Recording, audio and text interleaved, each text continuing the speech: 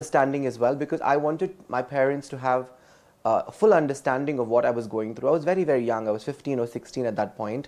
That's how my journey began, by convincing my parents, starting hormones, later on completely going to the gender reassignment surgery. It was very difficult because in India, everybody wants to second guess your intentions. Everybody has an opinion. Everybody wants to attach some kind of prejudice to your decisions, especially if it's a drastic decision of transitioning from one gender to another. But I believe that, if God had a plan and if God made, God willing, there will be a meaningful place for me in society. And sure enough, I fought hard. I fought the good fight. I believed in my talents and always kept my dignity, never got into petty fights, never really indulged in small talk. Whenever people asked me uncomfortable, very crude questions, I kind of avoided it. And I think in my work, in my life, people found answers. And I think I went for mainstreaming. I didn't indulge in the stereotypical behavior, what people expect of a certain community.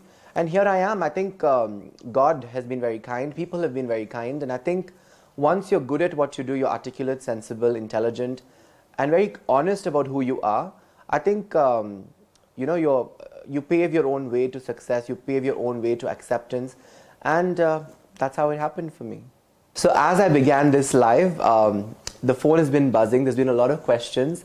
I must thank the Indian Youth Congress for this opportunity to talk to all of you. So I'm going to answer a couple of your questions. What motivated you to join the Congress party? For me, as a journalist, I always was into campaign journalism. As a journalist and as an editor, I've covered the tsunami, I've covered issues of refugees abroad, I've covered the Iraq war, I've done lifestyle stories. So I've always campaigned for public interest, public welfare, and I really thought, why not join politics to shape policy and to be a part of shaping policy, because there's a lot of disdain towards politics in our country amongst the youth, and I really feel that needs to change. We need to be part of the system to change the system, or to be, to ask for our rights without hesitation. We need to be part of politics, and I think to champion the good cause, I think politics is a good platform. And initially I was inducted into the BJP by Mr. Amit Shah. It was a very bad association because within 2 weeks I exited the party because there was no space for free-thinking individuals in that party. When I did come out of BJP, Madam Jayalalitha made me the official spokesperson for AIADMK in Tamil Nadu. I served the party as long as she was alive, and after she passed away, I kind of stepped out of politics. But I was in a conference in Kolkata about federalism, and I met a very inspiring, dynamic woman called Sushmita Dev, who is the MP of Lok Sabha MP and the president of All India Mahila Congress. We had an amazing chat, and I think everything that she said to me was extremely inspiring.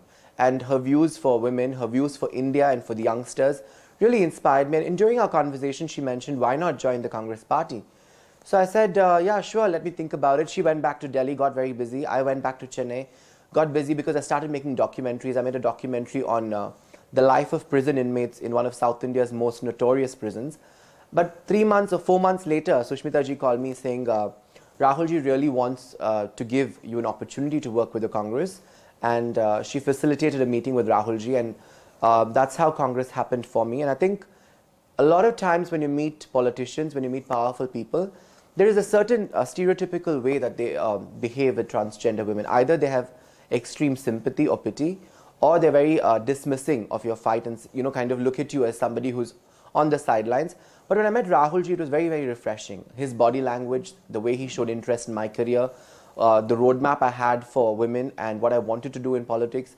So I felt really comfortable, and when he appointed me as the National General Secretary of the Mahila Congress, it was very emotional for me because all the prejudices, all the harsh talk, all the cruel, baseless things that were said, I think it was, it come a full circle. It was validation to me that all the decisions I've made have culminated in something so mainstream and so reassuring. So it was a very emotional moment. And that day I took a pledge that, I will continue to take up any challenge the party gives me and continue to serve the people of India with conviction and dignity. More questions. According to you, what are the critical problems women face in India today? It's a very good question. I think women in India for the last 4.5 years have suffered inexplicable insults, humiliation, harassment. There's been a great amount of loss of employment, especially 8.8 million women have lost jobs. A lot of crimes against women, rapes against women have increased about 4 times. And all the perpetrators of rape, who the Prime Minister boldly and pompously says have been given the death penalty and executed, actually proved to be a lie. Whether it's Unnao, whether it's Kathua, whether it's Hasani's killer in Tamil Nadu, whether it's Nandini, all of those killers, all of those murderers and rapists are languishing in jail. So the Prime Minister basically lied on that. And because of divisive politics, because of the gender injustice of this current government, women suffer inexplicable insults on a day-to-day basis. I don't think budgetary allocation even for Beti Bachao, Beti Padhao is justified. It's 5 paise per girl child, whereas the Prime Minister spends 56% of the budget allocation of that program on his self-advertising. Also, I think we need a Prime Minister who doesn't spend 64 billion on his foreign travel. We need an Indian Prime Minister who lives in India and legislates for India and implements for India. So most definitely women have suffered under this government, and I think the whole of India is making a program. I think Pradhan Mantri Hatao Yojana is what people are devising, and it will happen in 2019. अगर देश की अधिकांश महिलाएं शिक्षित हो और उनके पास रोजगार हो तो कितना अहम कदम होगा महिला सशक्तिकरण की दिशा में. Definitely, I think education of women, महिलाओं की education बहुत important है, especially rural women. तभी उनको access to employment होगा. और I think right to education act को पूरी तरह से दिल से implement करना चाहिए. I think budgetary allocations को अभी I think we need transparency in how the budget allocated for the girl child and girls education is being spent. I think it's not good enough to have a vociferous Raksha Mantri who just screams in parliament. We need real empowerment of the girl child at block, district, national, state levels. And that can happen through education, that can happen through awareness, that can happen through, being the completely inclusive government which doesn't have gender disparity. I think education is a very important part in that direction. And the way in which the HRD ministry was handled by an ineffective minister at the start and continues to be, handled that way. We need to kind of relook at the way HRD functions, and I think once this government is sent home, the Congress government will do everything in its power to put the girl child in focus and the girl child education in focus. Next question, do you think the Modi government has been successful to deliver on promises for women and transgender community? I've already answered the women part, so I'll answer the transgender part. Most definitely not. I think Modi ji's government was the most cowardly and the most fearful government, I would say, in standing up for human dignity and human rights.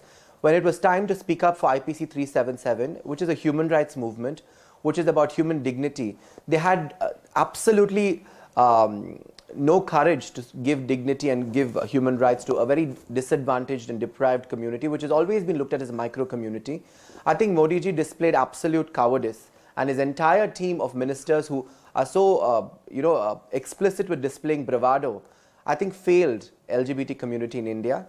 And if you look at the transgender bill in its current form, it's absolutely an apology of a transgender bill. I think it's very vague and it's very superficial, especially because it looks at transgender community just needing rehabilitation. Before we talk about rehabilitation, we have to talk about equal employment opportunity, equal access to education, medical care, because for a transgender woman or a man to transition from a boy to girl or a girl to boy, there are a lot of medical expenses. To transition comfortably and to transition convincingly, to avoid insults and to avoid harassment, we need medical subsidies. So that the bill doesn't talk about medical subsidies. When transgender women are thrown out of homes, ostracized, they need reservations in housing, otherwise they're left on the street prone to sexual violence. The bill doesn't talk about that. We need access to education. Without education, there's no employment opportunities for us to go out and look for work. So the bill doesn't talk about reservation in education. Also, the bill kind of gets into the home space and says, a group of transgender women cannot live together. I think that's very unfair to tell you what your family arrangement should be, because when transgender women are sent out of home, it is the other transgender women in the community who house them, who groom them, who help them out in whatever way they can. To enter somebody's home and say you can't live together, I think it's completely being a nanny state, which is completely getting into people's homes and lives. Definitely, I oppose the transgender bill in its current form. Also, I want to draw to your notice that even after the courts have legislated for, amended IPC 377 and legislated for the LGBT communities, the government still continues to have the responsibility of publicizing the judgment, running awareness workshops, sensitizing government employees, which has not happened. So I feel this government is basically against LGBT communities and minorities. I think they have a very skewed vision of what inclusion should be. So most definitely, I don't support Mr. Narendra Modi's idea of inclusion, and I don't think he understands what true inclusion means. Priyanka Gandhi जैसी महिला शक्ति के राजनीति में आने से महिलाओं की आवाज़ किस हद तक देश की राजनीति में गूंजने की संभावना है? प्रियंका जी एक कांग्रेस कार्यकर्ता और Congress hard working Congress worker रह चुकी है. प्रियंका गांधी जी बहुत इंस्पायरिंग रह चुकी है, बिकॉज जो भी लोग कहते हैं इतनी डिग्निटी और इतना क्या बोलते हैं सिंसेरिटी के साथ अपना काम करती रही है. And I think to be somebody with such high stature and that kind of a lineage and still be so humble and dignified about all that is being said about her, I think displays true leadership, true courage and true focus. I think we need focused leadership. So definitely I think women draw inspiration from Priyanka ji, and I think Priyanka ji is fully in the campaign fray and electoral fray right now to support Rahul Gandhi ji to become Prime Minister. So we want to strengthen our hands, all of us in the Mahila Congress and all of the women across India want to strengthen our hands in her fight for justice for women. India has been awaiting the women's reservation bill. What do you think is the leading cause behind the delay in passing the bill? I think to answer this in one sentence, I think it's a lack of courage and lack of conviction, lack of spine on the BJP government. I think everybody knows the history of how this bill has come to be and how the Congress has pushed for it. BJP has tokenistic ministers who scream in parliament who are women, but apart from that, they don't do anything for women. So it's the BJP's lackadaisical attitude that has prevented women's reservation bill. And of course, BJP is led by an ideology, by an organization like the RSS, which has its doors shut for women. Next question. It has been reported that more than 23 million girls drop out of school annually because of lack of toilets in school and proper menstrual hygiene management facilities. How long will this continue? It's a very good question. I think this should not continue for long, and hence I ask all of you to vote sensibly in 2019 and please replace an anti-woman, anti-girl child government, the Modi government, and we all must campaign and work very hard to make Rahul Gandhi ji the Prime Minister, because only a true progressive new age and a leader with a sense of balance and sense of gender justice can bring about true good schemes and policies for women. Definitely, I think we will see that happening in 2019, and there will be a lot more access to toilets, access to education. And also, in this question, I also want to answer, I read a survey today in Tamil Nadu especially, where BJP and AIDMK are aligned. 40% of girls between the age of, 40% of girls getting married are between the ages of 11 to 15. So a lot of child brides in Tamil Nadu, and it's also because there's a lot of lack of education and abject poverty in rural areas. So I feel to upgrade the economic slabs of families in rural areas, and also empowering girls to access education and implementing the Right to Education Act in a just manner will solve the problem of inequality in education, inequality in access to conveniences. So most definitely 2019 we'll hope for a change, because Modi will be sent home. What is your first priority as the General Secretary of the Mahila Congress? As General Secretary of the Mahila Congress, my key aim will be to also develop leadership in the block and district and state levels, also work towards gender justice and make sure women's voices are heard at all levels on equal platforms as men. Also bringing about visibility of the work of the Congress Mahila Karyakarta, because I think they work really hard for the party. Apart from that, I think also to encourage youth, young women to join politics, because you are the future. You have to bring about change, and if you don't ask for change, if you don't be part of the change, we're not going to see any difference. So that will be my key focus. Also working on the communication aspect of women's issues and putting out there interesting talking points and news points where women need to be made aware of policies that affect them and issues that affect them. So most definitely, that would be my focus as well. अगर राहुल गांधी जी प्रधानमंत्री बनते हैं तो देश की महिलाओं का क्या फ़ायदा होगा? बहुत सारा फ़ायदा होगा. जैसे मैं बता रही थी आपको, I think Rahul Gandhi ji is truly progressive, new age, has a very strong approach to women empowerment. He doesn't dilly-dally about it. He's always said we need more women leaders. He even on a stage said 50% of women leaders and women members within the Congress to take leadership roles. So most definitely Rahul Gandhi ji is pro-women. He's always given Mahila Congress and all the Congress Mahila Karyakartas equal space to work creatively, diligently, dynamically with roadmaps for each individual.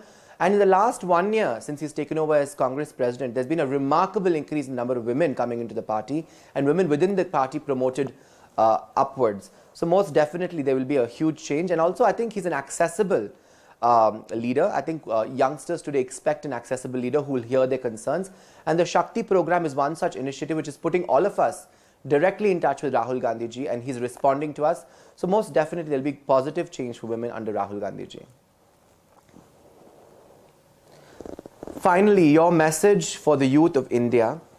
I don't know whether I'm that great to give you advice, but I can give you a leaf out of my own book. I've done it on tough turf with no godfather on my own terms. So I really believe if you have the conviction to follow your dreams and if you really believe in something, go for it. I think put your heart, mind and soul into it. Don't be belittled by small talk. Don't be distracted by people who say you can't do it. Because no matter what you do, there will be people who want to pull you down. Rise above, fight the good fight and fight for a good cause, because I think that is very reassuring, and that's really what brings us happiness. So I wish you all a lot of luck, and I think you, the youth of India, are the decisive majority, and I think you need to vote sensibly in 2019. So I'll leave you with this message of let's all join our hands for a better India, and let's install Rahul ji as Prime Minister of this country.